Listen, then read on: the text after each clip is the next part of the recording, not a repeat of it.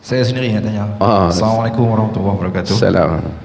Apabila kita menyebutkan konsep integriti ni tu, saya nak tanya satu soalan khas yang mungkin kita akan melibatkan dengan orang politik. Terutamanya jika dengan musuh kita ni dikirakan tabayun. Tapi dengan kawan kita tabayun dikira integriti ke tak? Okey. Tabayun ni maksudnya kita kena semak, cek. Quran kata, ya ayyuhallazina amanu in ja'akum fasiqun binaba'in fatabayyanu an tusibu qauman bijahalatin fatusbihu ala ma fa'altum nadimin, dalam surah Al-Hujurat.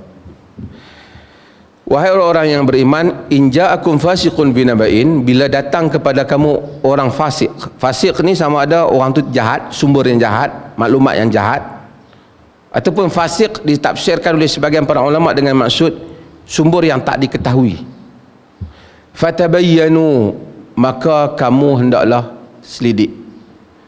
Antusibu qauman bijahalatin fatusbihu ala ma fa'altum nadimin, nanti kamu akan menimpakan satu kaum dengan secara yang kamu tak tahu, tak ada maklumat, kamu akan menyesal. Apa dia yang kita nak kena tabayun? Tabayun ni kita nak kena cek bila berita. Ada berita yang kita kena cek, ada berita yang kita tak payah cek, ada berita yang kita haram cek. Macam mana? Hadis Nabi kalau datang, wajiblah kita cek hadis sahih ke hadis palsu. Berita kata satu orang pegawai kita ni ambil rasuah, yang tu kita kena cek. Kita kena cek, sebab takut kita ambil tindakan kat dia tak betul. Tapi boleh tak kalau pegawai kita tu, kita tak tuduh dia ambil rasuah, tapi ada elemen yang meragukan? Kita tengok banyak kali dah ni, kita tak ada bukti untuk tuduh, tapi kita sebagai orang atas untuk mengelakkan, kita tukar dia. Tapi kita tak zalimi dia, taklah kita tukar dia, pergi rendah jawatan dia, kita tak bagi dah dia duduk di situ. Itu adalah soal urus takbir, kita boleh. Selagi kita tak zalimi dia, gaji dia tak kurang pun, tapi kita tak bagilah dia duduk di situ. Kita bagi dia jadi polis di kawasan tertentu. Kawasan ni memang ramai kaki, duk dengar cerita macam-macam, bukti tak ada. Ketua polis hak tinggi tukang. Oh, dia tak, saya tak ambil pun. Tukang tu tak rendah jawatan dia, jangan bagi dia duduk situ. Okey. Contoh, ada berita yang kita tak perlu cek. Orang kata dia ni kaki perempuan, duk bawa perempuan pergi mana, kita tak perlu cek, sebab itu urusan dia dengan Tuhan. Buat apa kita nak cek? Nak pergi, tak apa, aku nak tunggu tengok kat kedai tu dia main tak. Nak buat apa? Itu urusan dia. Agama kata wala tajassasu, jangan kamu mengintip dosa orang. Dosa tu tak ada kaitan dengan organisasi, dia jawab seorang dia dengan Tuhan. Dosa yang ada kaitan dengan organisasi ataupun dengan masyarakat, kita semak, takut orang lain jadi bahaya. Dosa individu antara dia dengan Tuhan tak perlu cek. Bahkan kalau kita mencari-cari, haram.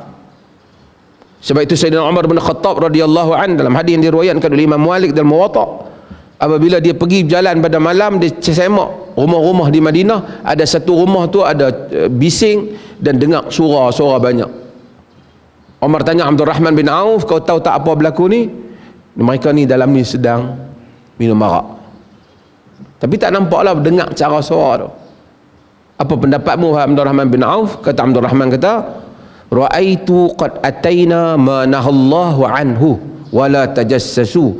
Aku berpendapat kita telah mendatangi perkara yang Tuhan larang, jangan mengintip. Umar balik. Ada orang tu habis tu dia buat maksiat, dia tutup, kita tak nampak, dia dengan Tuhan dia jawab di akhirat. Tapi kalau dia kena mabuk, dia melompat kot jalan kot tepi ni, ni kita tangkap, takut dia katok pada orang ataupun orang langgar lah. Bila dia mabuk, dia naik kereta, polis tangkap. Lagi dia langgar orang. Tapi kalau dia mabuk, dia kunci pintu, dia tonggang seorang-seorang dia ni, dia jawab di akhirat. Orang Melayu ni, dia punya masalah. Bukan orang Melayu lah, orang Malaysia ni, dia kalau maksiat yang bersifat peribadi tu, dia suka benda-benda gosip personal ni tentang kau, dia suka berita ni. Kalau ada kawan-kawan ni kata khalwat dengan siapa kalau dah masuk berita, oh yang ni 7-8 tahun cerita ni tak habis. Padahal ni dia taubat lah. Tapi kalau orang ambil rasuah berpuluh juta, ratus juta, yang ni bukan masalah dia dengan Tuhan, ini dia dengan harta awam. Tapi kawan tu balik kampung, dia salam, cium tangan dia tanya, macam mana Wabi, ada lebih-lebih lagi ke sikit? Kenapa? Ha? Dia pula boleh dengan pengikut dia semua pergi dermat, masuklah Surabaya, tiba duit, dia tak malu. Padahal itu dosa dia dengan makhluk-makhluk Tuhan, Tuhan dan makhluk-makhluk Tuhan. Yang dosa kawan ni kawan tu nak balik kampung 7 keturunan malu. Bukanlah saya kata dosa yang pertama tu boleh, tetapi patutnya dosa yang pertama tu kita tak payah masuk campur, dia selesai dengan Tuhan. Yang kedua, we question them because this money of is public wealth, harta awam yang mesti dia bertanggungjawab.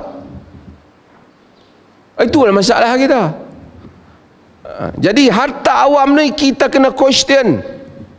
Kalau orang kata pasal apa, tak tanya pasal kawan ni, personal punya isu, dia settle. Tapi sekali awak terlibat, get involved dengan harta awam, we have to question you, kerana kita ada kepentingan di dalamnya. Pasal kita sebahagian dari awam itu. Dia kata dia ambil harta kerajaan, bukan harta kau. Kerajaan tu kerajaan aku, kerajaan tu ambil cukai daripada aku hidup daripada kerajaan tu. So we have right to question dia. Tapi kalau dia tu ambil harta suami dia, tak payah tanya.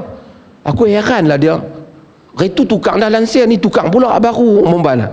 Tak payah, itu tukang dah kereta, tukang biar apilah dia tukar sehari 10 kali pun kereta duit dia.